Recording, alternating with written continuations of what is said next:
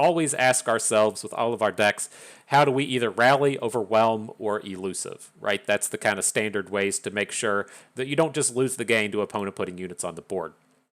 And so Illaoi already kind of answers a piece of that on her own with the overwhelm part. Illaoi having overwhelmed the what you call it, the Sea's voice giving out the tentacles overwhelm. You have ways to get overwhelmed with these style of decks, but it's kind of awkward at times, and it falls apart if you don't actually have Illaoi. And so the deck still has to ask itself that question, and all of the current flavors of popularity answer that in some way. The Bard versions play Blood in the Water. The Demacia versions play things like Cataclysms and Rallies to make sure that they can attack multiple times.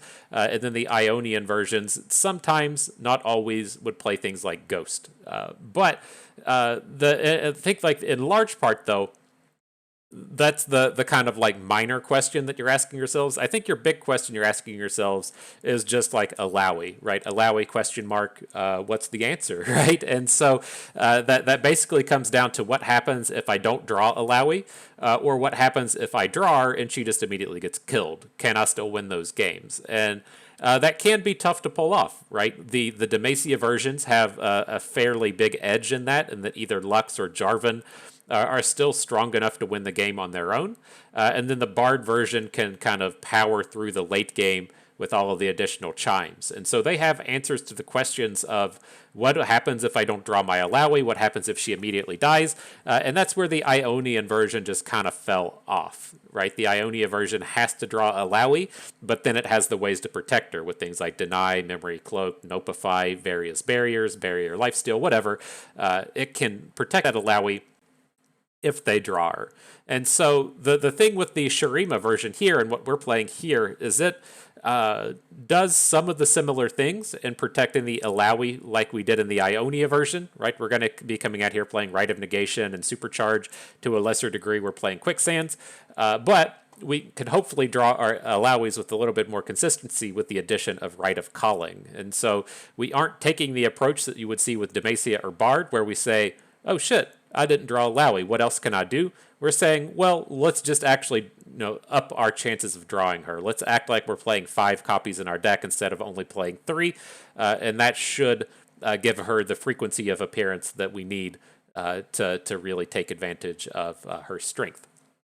Now, the other reasons that we're looking to come out here and play within Shurima, it's not just Supercharge. Like, I'm not really amped that Supercharge exists as a card, but we're going to be using it here today. My stance on spell shields are that they should only exist on very expensive units, and so it does suck if you play like your 9-cost unit and then your opponent just kills it. And so there is a world to where spell shields should have their place, but as we kind of go and look at a game like Magic and decks like Boggles, that's where I think the overuse of Spell Shield goes, and I think we're getting pretty close to the edge of overusing the Spell Shields. And so Supercharge, I don't think it's just a matter of being popular because the new cards have come out. I think the spell shields are being overdone here, and now we're kind of out here taking advantage of it. But, if it's here, we're able to take advantage of it, then this does 2 things. It gives us that additional way to give out overwhelms, so we don't have to play cards like the Absolver so that we can put overwhelm on our tentacle, and then it does give us some protection with the spell shield if we can play it at the appropriate time. So we're also out here playing Rite of Negations, additional ways to protect our Illaoi, and then we're playing Quicksands. Quicksand is spectacularly good at the current meta, given that there's so many keyword-based decks running around, predominantly Kai'Sa's with all the supercharges, but Kai'Sa's, Evelyn's, even to a lesser degree, the Hallowed Quinn decks, all looking to stack heavily on keywords, and Quicksand very good at taking those down. Now, the last thing I want to call out here is we're playing this very heavy Tentacle spell package. We're playing the full 3 copies of Riptide Sermon, the full 3 copies of the Eye of Nagakaboros, and the full 3 copies of Tentacle Smash. Now, if you've been taking a glance at the deck list while I've been making my chit-chats here, you may have noticed we're playing Grumbleslug and 1 copy of Zap. This is because we need to get stuff down early. But we kind of want to get a discount on playing our powerful and expensive spells, ideally the Riptide Sermon and the Tentacle Smash. And so with your typical sequencing of Illaoi, you can play a unit on the first 2 turns, right? You can say start with a Watchful Idol, play nothing on turn 2, and then you can drop a Tentacle Smash on turn 3, or in the same vein, you could say play nothing on 1, Hired Gun on 2, and then Tentacle Smash on turn 3. We're looking to make it a little bit easier to do things like play Riptide Sermon on turn 4, or Tentacle Slam and another card. And so if we're stacking like really heavily into our spells, I don't care how we get that discount. I'm just looking for the stat discount that we're getting on Grumbleslug. So it can come down, it can block some blades, it gives us some mana back, and lets us continue to play on curve without necessarily sacrificing off everything. And then it does allow us to have these curves to where we play Watchful Idol on 1, Grumbleslug on turn 2, and then we can still play a Tentacle Smash on turn 3. And so it's just to give us a little bit more of something to do in the early game. The format is very aggressive right now. And then it also, in a pinch, gives us something to sacrifice to Rite of Calling. And so if we say play Grumbleslug, block our opponent's 2-power unit, and then sacrifice it to Rite of Calling, it's a fairly decent deal. And I don't want to find ourselves where we're in these spots to where we have a Tentacle on board, we have a Illaoi on board, we need to get another unit on board, but we have a handful of just like Eye of Nagakoboros and Tentacle Smashes, and we can spend all of our mana, but it's just making a big tentacle and not helping us go wide. And so I do have these additional attune units to make our spells a little easier to cast, but also let us get some units on board. And so, with that being said, that's what we're going to be doing battle with today. I think the pay-to-win price has been paid. Let's go ahead and scroll through here real quick. Everything is looking pretty premium to me. Illaoi isn't, Zap isn't, but those are epics. Oh, Blood in the Water. Oh my goodness, Blood in the Water. Premium time, baby. We aren't out here playing lurkers, and so this is one of our first chances to get the Blood in the Water premiumed up. And so, got that all out of the way. Get our sand-flavored Illaoi all loaded up, ready for battle. Sand is one of my favorite flavors. I'm sure you all out here prefer things like, sugar or sriracha, whatever the kids are eating these days. No, we're going with the sand flavor because we're out here in the desert. But all right, off to battle. This should be a fairly challenging matchup. The Jarvan Shen, or the Shen-based challengers decks tend to have their way with the tentacles, but we'll try our best. The big thing to note against this is you can quicksand out a tentacle, or I'm sorry, quicksand out a barrier.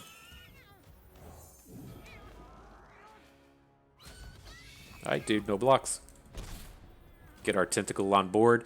Let's see how much reaction we get out of the Grumbleslug here. I'm ready for you, dude. You ready for battle? Getting us those attunes.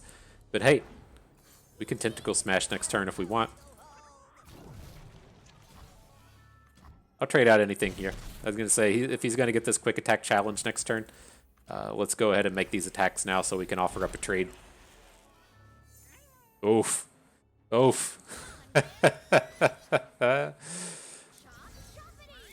That's the way the pros do it right there. Learn from the master. Did you all learn anything there? That's pretty sweet. He's deciding if he wants to drop a sharp sight here to take down the tentacle. It's probably fairly worthwhile. Okay. So we got just a 2-for-1 out of this, or whatever we're considering this tentacle, a half. So we got a half for 2, 1.5 for 2. Call it a bonus.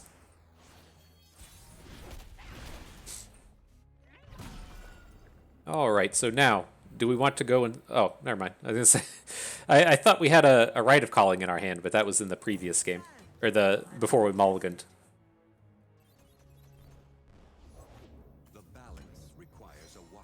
So dude brings in Shen. We're probably going to have to just call it a day there. His attacks, at least with the Fleet Feather Tracker, aren't great. But hopefully we can manage it with the Riptide Sermon.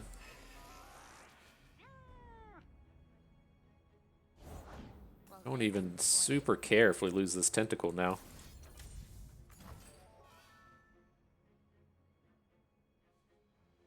Let's see how it goes. Wouldn't be surprised to see them have a barrier or something. That's what the deck does. But we got to try and stop it. And then it still does let our tentacle grow. So he's cashed out of mana. He is going to get a 4/4 challenge, and that's either just going to, take down Grumbleslug while his board gets bombed, or it can pull in the slug. It just doesn't seem like good attacks after he had to spend his combat trick. Now, one card I didn't really talk about earlier is the inclusion of Ruthless Predator here. This does a handful of things. It is, of course, just interactive. If we want to, say, take down his Shin, we can give Shin vulnerable. But it is also kind of defensive in that if we want to, say, attack with Illaoi, we get to pick and choose what is going to be hitting her. And then she gets a little bit more flexibility in attacking multiple times. It can be especially important with the likes of the Sea's Voice. The Sea's Voice tends to attack and just immediately die. And so I like having a bit of flexibility in the Sea's Voice and protecting it from potential dangers.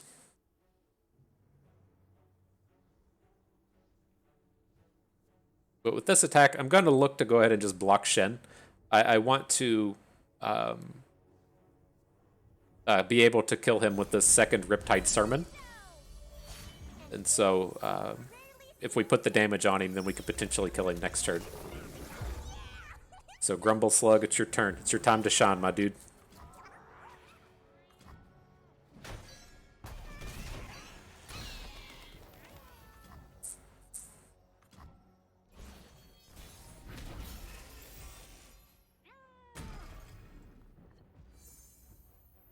Sea's Voice change anything? Don't think so. And again, this has the potential to suck. If he has another barrier, it's going to be a little bit unfortunate. But, oh man, maybe we should have... Because he's going to have the ability just to help picks now. We can still attack, but he's going to have a barrier for this turn.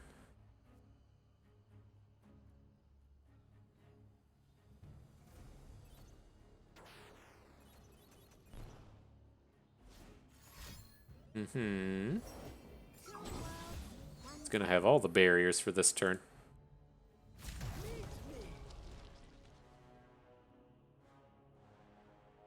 Can we make this, like...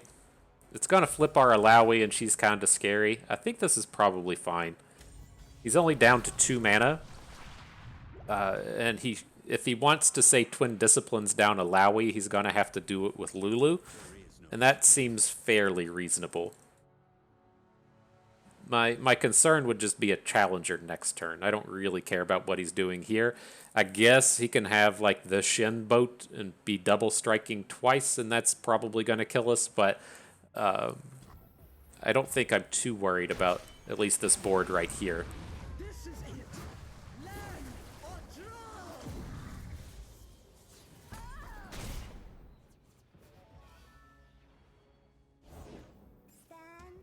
Okay.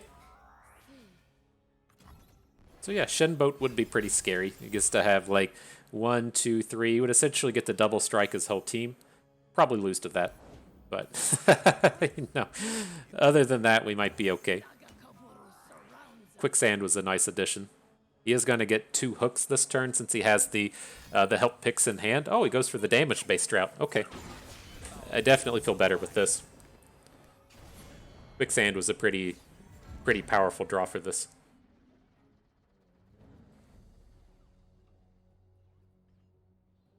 As long as we don't die, we'll be okay. It must be done. Hardly fair.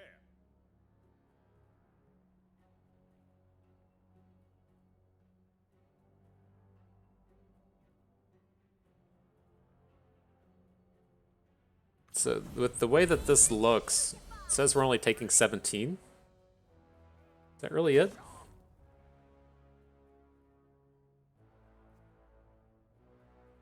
I'm just envisioning everything having double strike. That's why it's not that bad. Okay. Just protect our tentacle. Give the protege the full minus attack. He's only got 1 card here, so he can do some bullshit like play a single combat. But if our Tentacle survives, this game's easily done.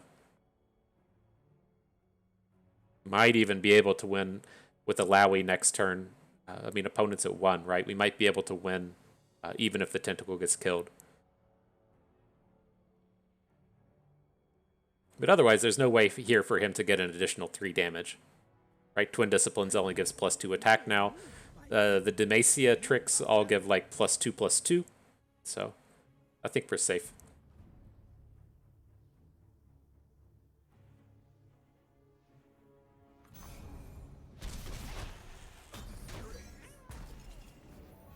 Alright. Time to Tentacle Smash. Slam it. 100% win rate with Grumbleslug, am I right?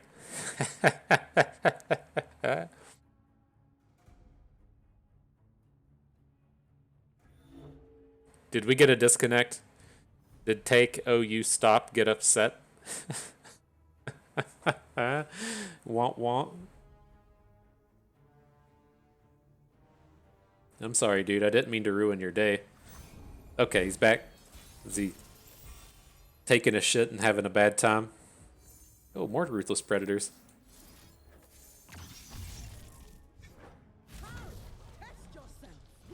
Alright, we'll just go ahead and swing in. I'll save the +2 attacks for during combat should we need it for some reason. But I think we'll be done. Alright, GG. Mark it a W for the Grumbleslug. I saw the glory of Nagakaboros. It was in the Grumbleslug. Alright, next battle. So man, I had disaster strike today. To give some backstory, I started growing hydroponics. Right, it's not an Arrow Garden. I guess it would be an Arrow Garden, but it's just a cheap knockoff brand. But I did the first go round with it, made a bunch of herbs. It was wonderful. I didn't do the chemicals right, so the herbs died. Whatever, move on to the next round. So I started on a round of peppers. I got a section of jalapenos and then a section of some other kind of not hot pepper because family people don't like to eat stuff that tastes good. And so I had the first set going. It was up and running in the kitchen, and then one of the dipshit cats ate all the leaves off of it, so they all died. I was like, fuck you, stupid animal. But let's move on. So we moved on. I moved the rig down to the basement. And then I expected that it was going to be okay down there. And it has been fine. We did put a... I saw the thing light up and I thought we got all 3. I did put a door into the basement for the cats because we want the cats to go down there and shit instead of where they're currently shitting. And so now the cats have access to the hydroponic setup. And so I got this, it's called Bitter Off. And it's meant to spray on stuff. And so then when your dumb shit cats go and eat it, they get a nasty taste in their mouth and they don't eat it anymore. And so I doused them in that.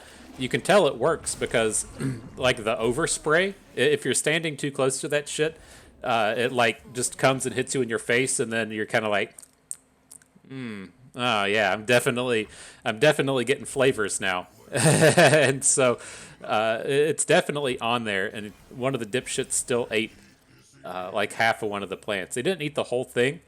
So I suspect that stuff kind of worked and I just didn't spray him good enough.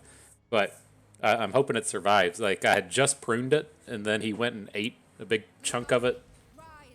And so I'm a little worried about the outcome, but I think there's enough leaves on there for it to recover, assuming the dipshit doesn't go and eat any more of them. And the other one's doing great. The other one is actually growing kind of like too big for the rig, and so I'm hoping that it maintains its strength, but...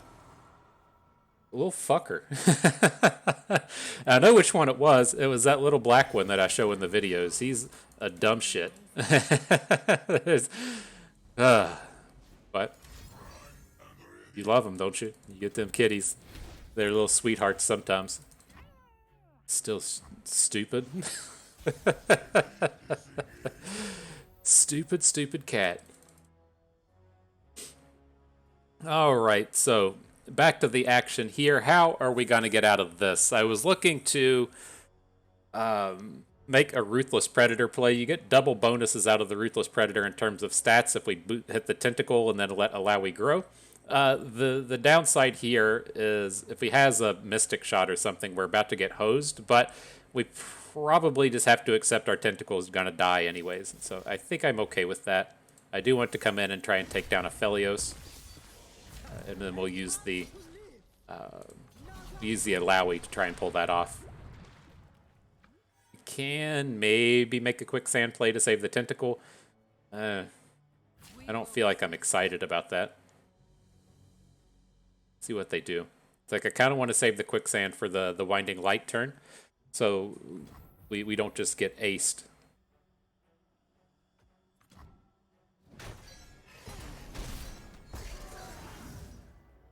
It's worried like if he has a get excited and we have to do a pretty much full reset here, kind of sucks. Yeah, that would have been the perk to playing quicksand is our unit would have now been out of get excited range. But, excuse me, still reasonable enough board. We can get another Illaoi down this turn. We can open with Eye of Nagakaboros next turn. So we definitely have some options in terms of rebuilding.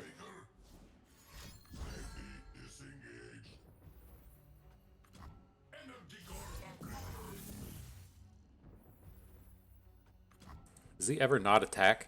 How bad is it if he doesn't attack? I think he's going to attack. He's getting too heavily invested in these augments.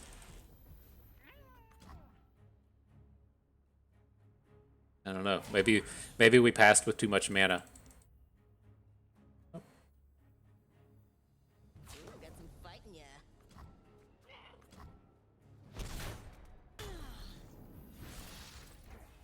All right. Let's try Illaoi number 2. Oh, really? You have the second one? We're so fucked now. Okay.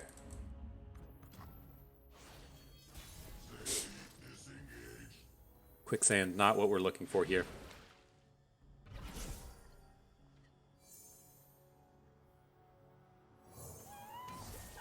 I'm kind of curious now if we had like 5 mana at the end of last turn and didn't play our Eye of Nagakaboros. I'm curious how close to the glory land we'd be if we had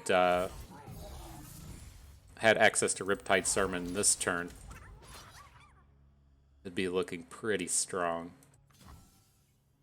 Hopefully we can still just Sermon down Victor next turn. Really? Okay.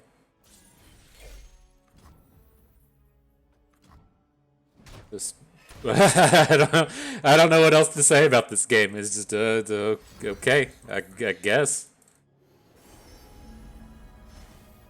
I would feel much better if he has had like the perfect answer at every turn, but I think if the Victor was dead because we got to Riptide Sermon it, we'd be in a actually decent spot here. So this dude, it makes me feel a little bit better when this dude has like literally drawn perfect, but we're not dead. So gives us a little something to be happy about.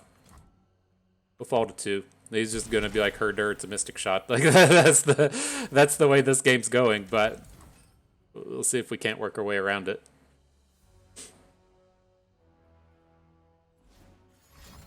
See, it's not my first rodeo. It's a lottery ticket game.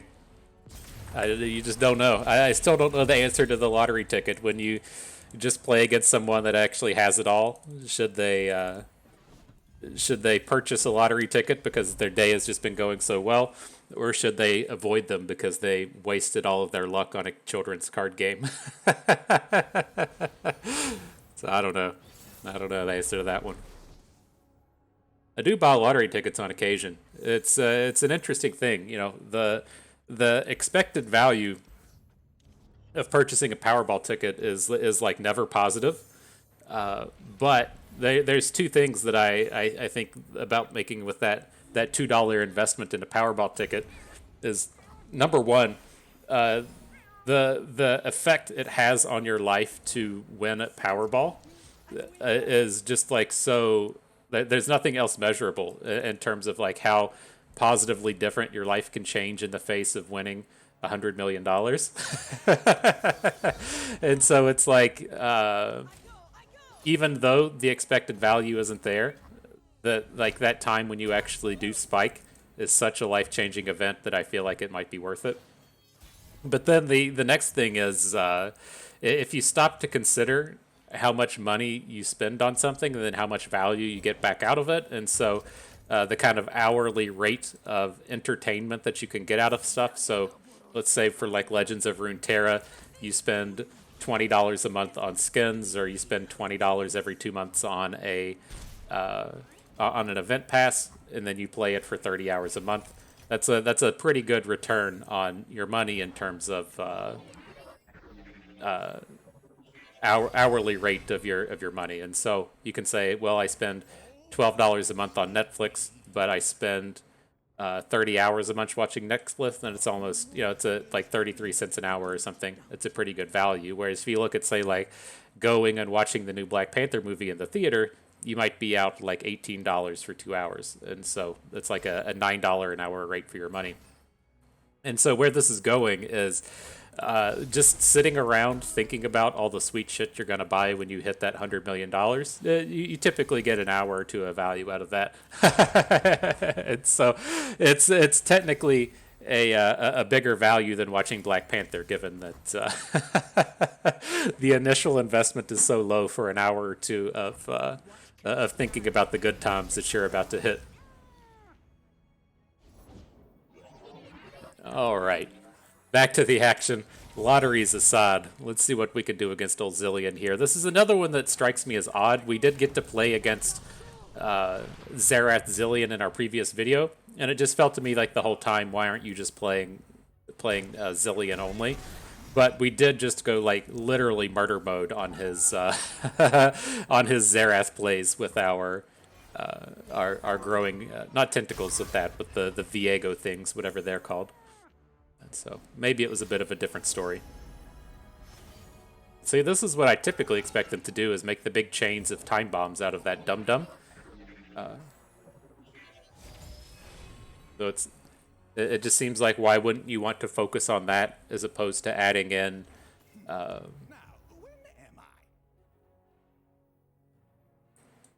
as opposed to just adding in more ways to pull off this combo instead of just playing the Zerath package.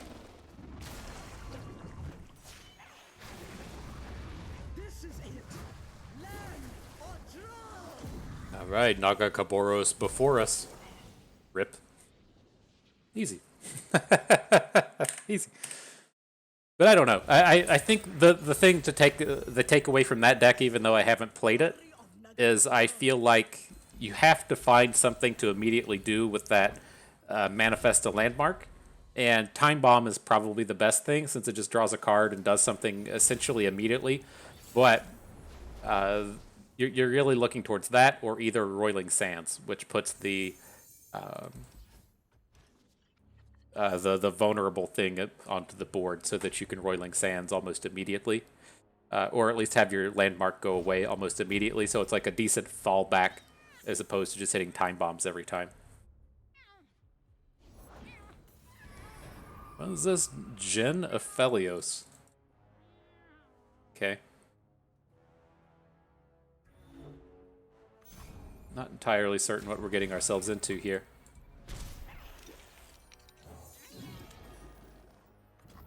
Drop the Watchful Idol. I still intend to Tentacle Smash on the next turn, so I'm not gonna bother with the hired gun. It's a little bit awkward here.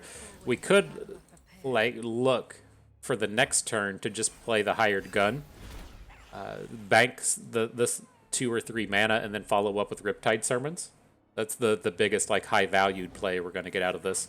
And then there's me. I think I'm leaning towards that kind of thing. Well, never mind. It took me a second to realize we still have tentacles on the board.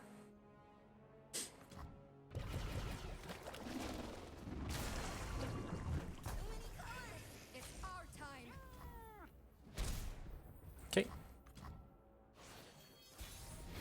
Now, the thing to start worrying about is, can he make some kind of like Aphelios play here? Do we really need to protect our Tentacle with Eye of Nagakaboros to prevent the 3 damage coming at it?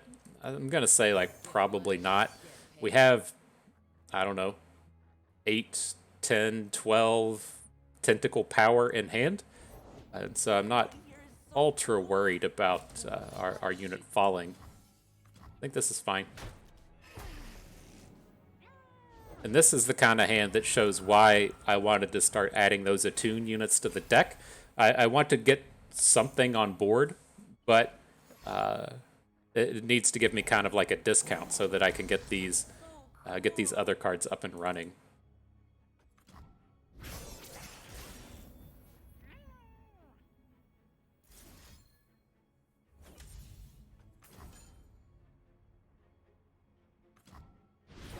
I'm just like waiting on the Hush, right? Hush is going to be the card that really booms us this game.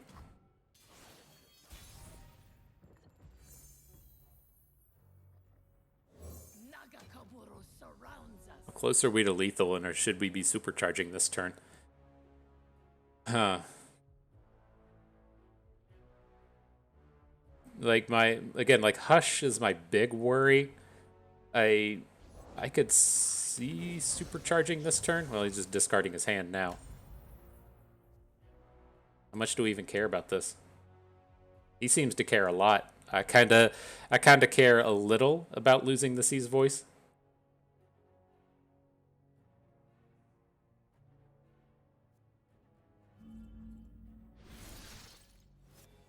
All right. Let's let it stick around. I think this, like, we can look to build towards the supercharge next turn. He doesn't have the mana to Hush now. And so if he puts the Doom Beast in front of our Sea's Voice, probably puts something in front of the Tentacle so he doesn't just get completely bombed. And I think we're in a fairly safe space. And then we'll just be ready with the supercharge kill next turn.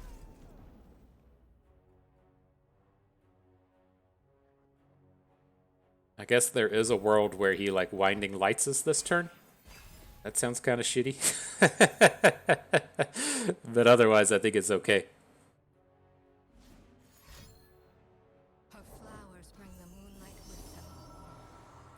As darkness falls, the moon rises. Okay. Let's say this is probably an incoming double stun onto our Tentacle, and not a...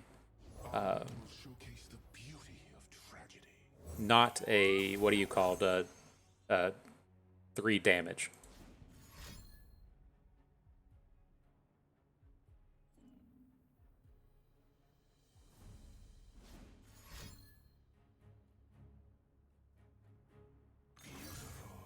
Oh. Okay. So we probably just win the game? You say, ooh. He can still get out of this, right? It's just a spell shield. He can cast 2 spells, but he's only got 2 cards in hand, so I think we should be realistically kind of okay. We haven't even finished the first act. We should have a decent attack with the Grumbleslug as well. If he has to put all of his stats directly in front of our Tentacle, then it's probably safe there. Now, the Illaoi is actually the kind of like I can't think we play Illaoi, right? It's just if he has like a stun or something, we're just gonna get blown out.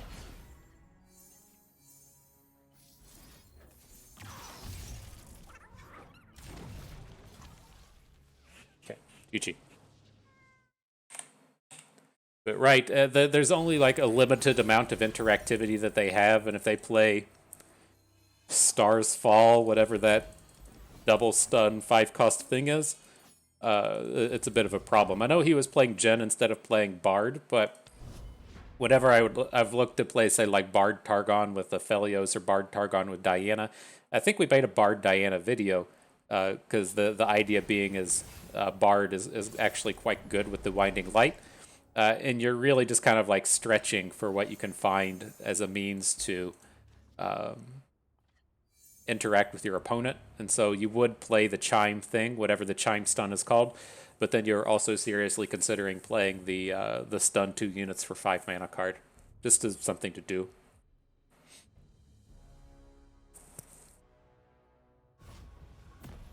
But all right, let's see how it goes. Oh, the Grumbleslug. Hope this guy's ready to get got.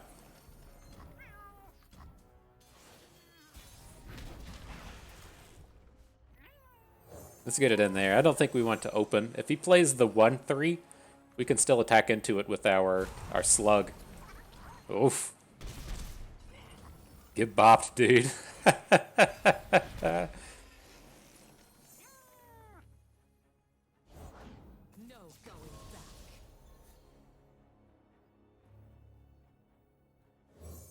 Alright, well you can attack with Katarina. Guess that'll be a thing.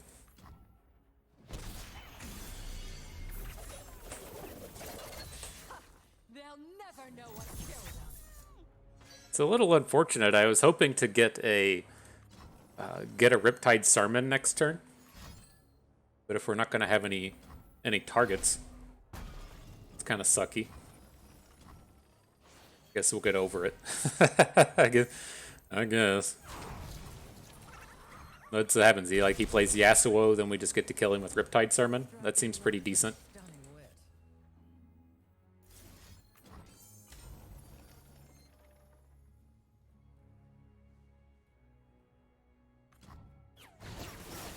Enjoy the rain, motherfucker. Drip drop.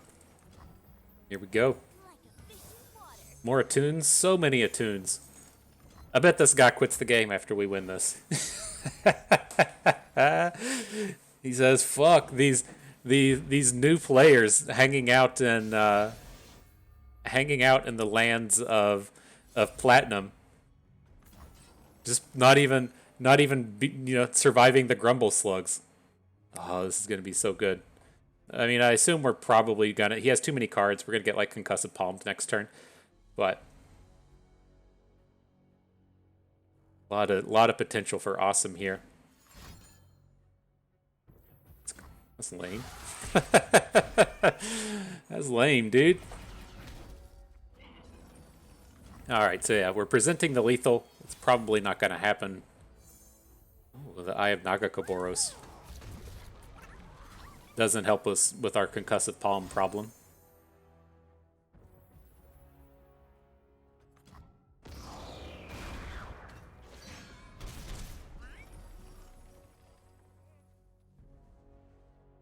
But I feel like we're getting a little bit closer. Yasuo's kind of scary here. We don't have an answer for him. He's at least not to the point, though, that he's going to be striking our tentacle.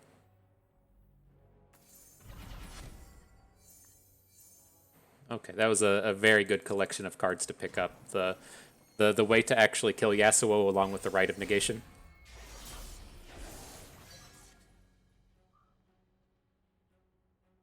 We need to be careful here to just not be too cute.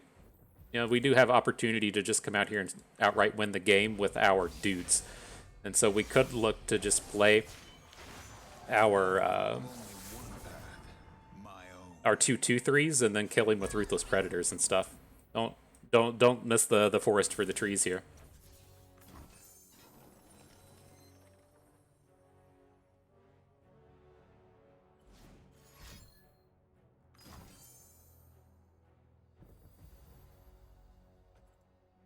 Okay, I'm okay with this deny. I'd like to just like sap him out of mana if we can. Ooh, Katarina? Why is she stunning our dude? Where's that coming from? What? When you gain an attack token. Okay, whatever.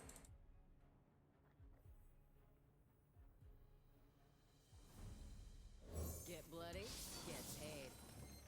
Some things never. Come on, dude. It's the cat we're unhappy with. He's Come on, dude. You wanna hang out? Come on. The Blade's Edge. Okay. So did he already attack on that turn, or does it still just count as count as getting an attack token just because you've played Katarina. That's interesting.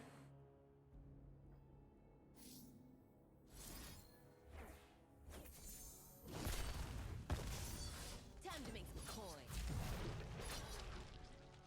Oh my gosh, dude. Where did you go? Come on. Come on. Here he is. He says, hey, everybody. I like to eat all the pepper plants. Look at me. Look at me, guys. I eat them all.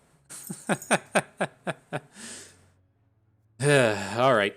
We gotta have something go right here. Let's give up the mana gem. I don't suspect this is going to be good. We probably should have just gone for a little bit more on the previous turn. But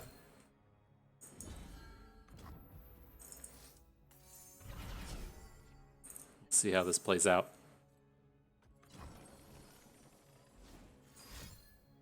Okay, well, we'll at least get to kill all of his cards. It's kind of like I was talking about at the beginning of the video. His cards, a lot of his deck doesn't really do anything if he doesn't have Yasuo. And so we can leave him in a bit of a bind if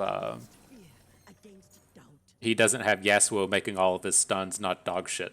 So might have turned the corner in this one.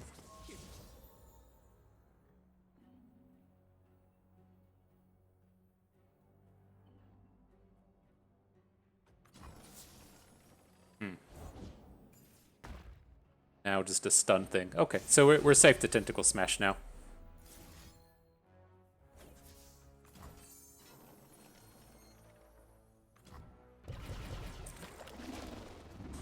He's tapped out. Try to keep up. Gosh, cat. Ooh. That's the stuff. Enjoy. Ooh, and we hit our lurk. Got blood in the water on top. All right, GG. I suspect that is actually a dog shit matchup, but I think that Supercharge is something that could potentially really turn that around. I think that deck is supposed to actually be pretty decent against Kaisa, but it's tough for me in terms of, like, once a deck gets popular, then less experienced players start playing the deck, and it's a little bit more challenging to determine if it's actually good or bad. But who knows? Let's ask 69-420 Butt Chug. It makes me really upset that we're not playing on Butt Stuff 420 anymore. Like, I might have just found my best friend, you know? I bet his favorite non-pornographic magazine to masturbate to is Good Housekeeping. And then, oh man, I can't remember the other lines from Step Brothers.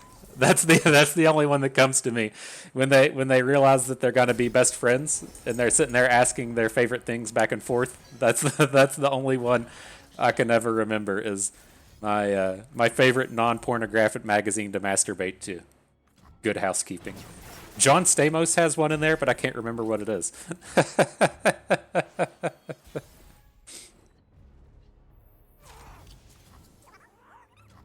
All right, we could have just passed. Maybe that's the way to go. You can pass and just follow up with Hired Gun. But I feel like I definitely just want this mana. It's the Fizz Riven. There is definitely the opportunity for them to just pass it back to us. And so we'll take the 2 damage. It's not like we're losing out on a lot. When will I find peace? Check this, Riven. Get boomed.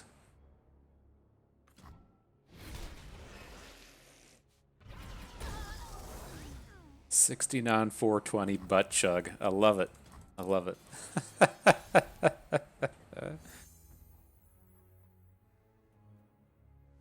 Stand and be tested. Okay, this should be tough for him to interact with. Riven's fine. Both broken. So he's going to be smaller than both our Tentacle and our Illaoi. And then if he wants to play like a Might onto Riven or a combat trick onto Riven to try and take one of our dudes down, fine. He still has a really challenging time trying to win the game.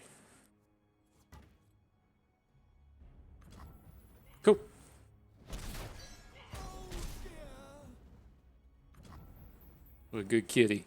Good kitty needs all the scratches. he's he's probably sleepy and tired from sitting around eating all my pepper leaves. Little dickhead.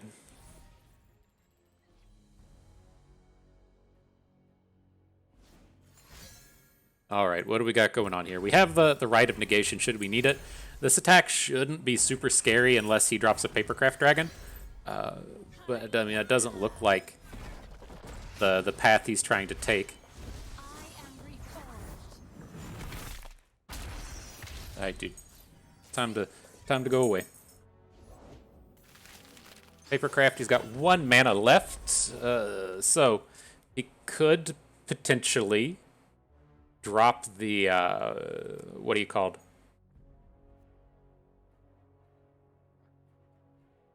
I'm worried about the +3 attack because he hasn't played any things yet. That would take her up to 18. Yeah, okay. Violence and violence. Move or be moved. All right, I guess we die to a lot. Well, Elixir of Wrath. I was gonna say we're just gonna die to Elixir of Wrath either way. Okay, GG.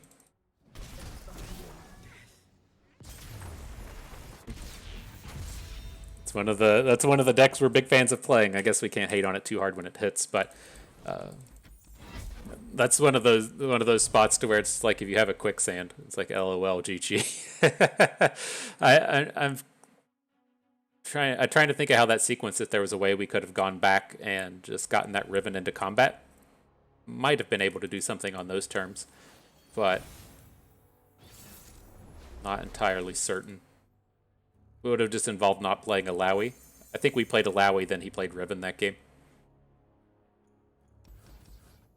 Okay, Kaisa Sivir. Lots of reasonable targets for the likes of Make It Rain. It is unfortunate that the 2-cost unit has the spell shield. It's fucking annoying to try and deal with, but Make It Rain works against a lot of the cards that they're bringing.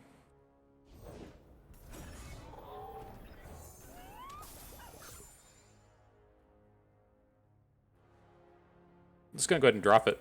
If he wants to party, we'll go ahead and drop a Make It Rain.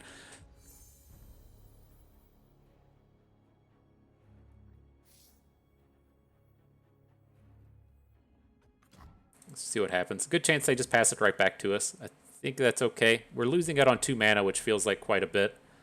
Maybe we should just be dropping the eye. Children to safety, now!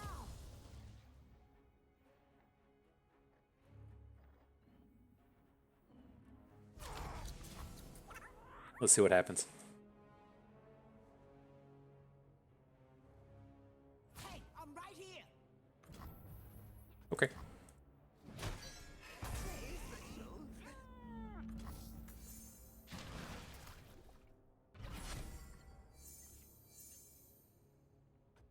Alright, works for me. He can, like, open attack into our tentacle, which I think that's fine. If he doesn't open attack, we get a good tentacle smash this turn now. Honor is the rest on a dull blade.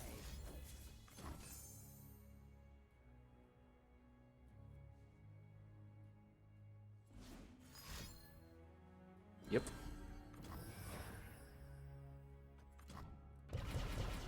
Alright, so how hard do we want to go after this Sivir? We can do some stuff, since we have the Make It Rain. It's just like we're in a fairly awkward spot now in terms of our board, since Illaoi can't really attack into anything here. If we had 6 mana, it would be okay, but I think we just have to build up and wait. Not a great spot to be in. If he's like, LOL, it's Kaisa. I must. He needs one more keyword to hit Evolve. Right? If he plays Kaisa, he already has quick attack from Sivir, so it's not quite enough. Danger pays.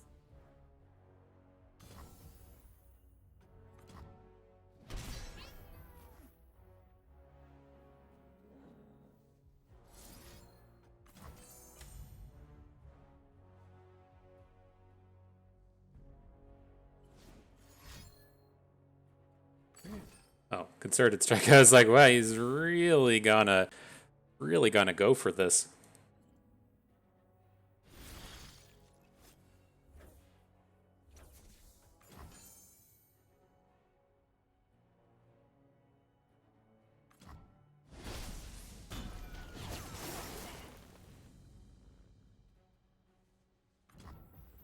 All right.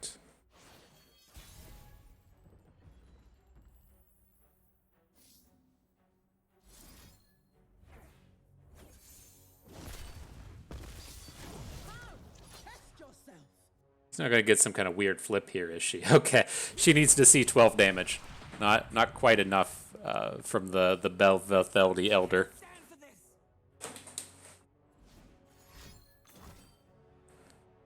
Quit trying to do that, dude. Just stop.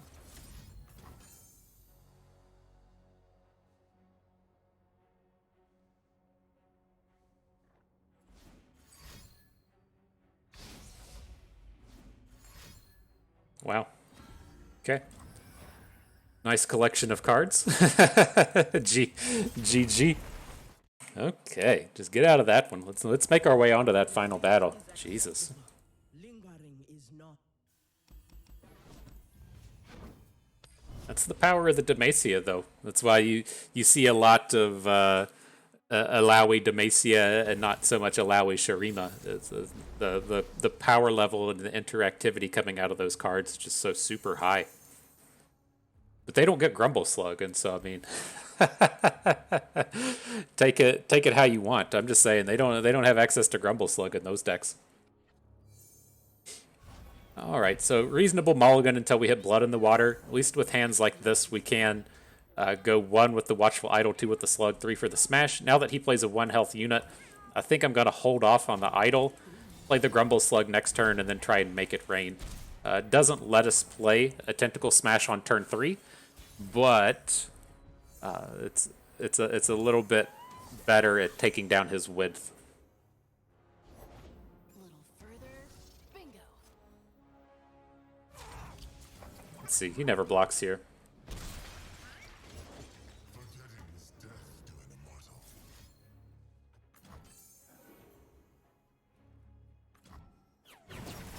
Right. 2 units down. Can't block a Bakai Reaper, unfortunately, but it was a pretty good make it rain. What is darkness to the unseen?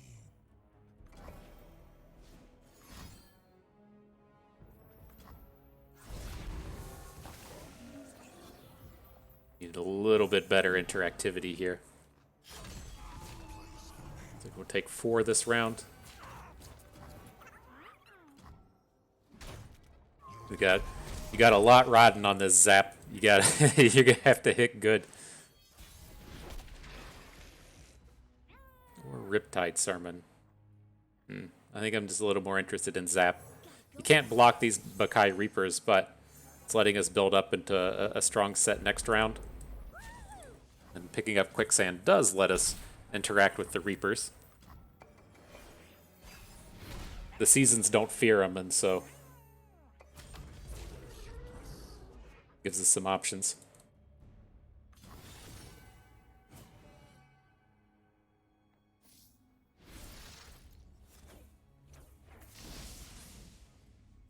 We live here.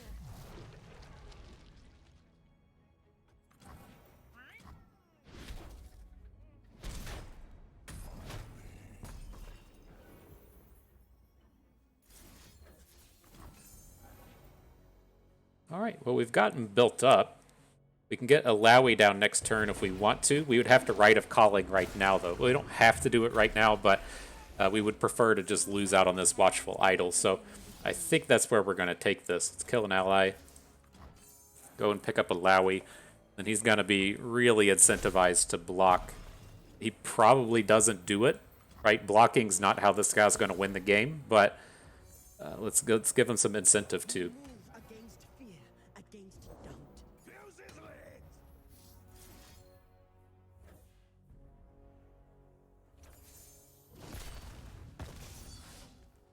Do this. Alright, says we're lethal, so he has to block unless he has another card. planned it that way. And dumb. Okay. Oh, we might do it. We might get there. I think this blood in the water would probably be a little bit too slow. I think realistically, what's gonna happen is he's gonna play a unit. We're gonna have to try and Riptide Sermon it, and then just kind of like hope he doesn't have Decimate. This is where I think this is going.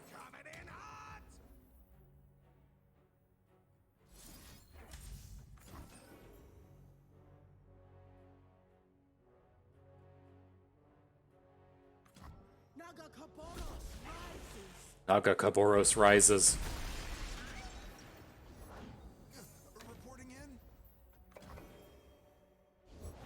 Remember the objectives.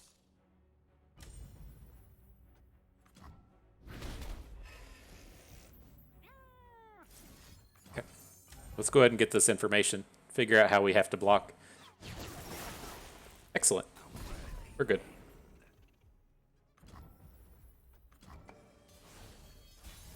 I shouldn't be able to do anything about this.